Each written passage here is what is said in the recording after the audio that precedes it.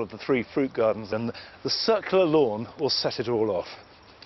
Preparing this has been quite a job, but it is worth putting in whatever it takes to get the soil ready. So I had to break it up with a pickaxe. It was such a hard pan. And then I added some compost, but we've brought in quite a lot of topsoil and mixed that up with grit. And the result is a really loose, free draining top 2 or 3 inches. So the roots of the grass will go through that, get down in nice and deep, which will give it a lot better ability to cope with drought, and also make it much less likely that we'll get moss or other weeds.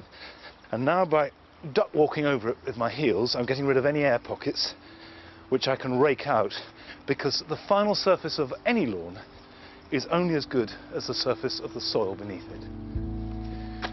Now, before I rake that over, I'm just going to add a little bit of general purpose organic fertilizer, which is primarily calcified seaweed and chicken manure. I don't put too much on, because the idea is not to encourage lush growth of grass, but really strong roots. And about a handful per turf. But in general, with any fertilizer, if you're in doubt, put on less rather than more. You'll do less harm. The final stage of preparation is a last rake to smooth out any divots that my feet discovered, and we'll be ready for the turf. That'll be all right when you finish levelling it. That's level. Well, choosing turf is a little bit like choosing carpet. There's a whole range available, and what we need in here is something that's really hard wearing. And we've got a general purpose mix. This one is pretty tough, and the turf costs us £3.50 a roll. Right, sir, where would you like this? Well, let's go down the middle. Okay. It's very satisfying, actually. Yeah. I'll give a good overlap there, and just run that one down. Beautiful. Now, of course, when you butt the edges together, it's no good, for example, just doing it like that, because they will dry out and part. So you need to slightly overlap them and work them down really tight. There you go. Using the board as a straight edge. And it is worth getting hold of a scaffolding plank if you can, because they are absolutely ideal.